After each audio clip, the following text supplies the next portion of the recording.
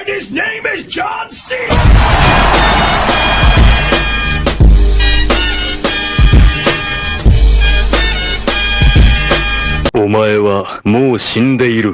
NANI?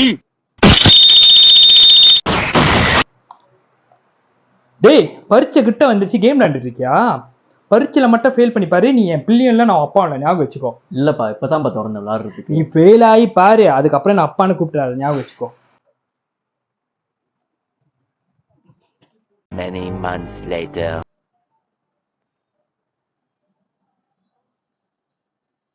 டேய்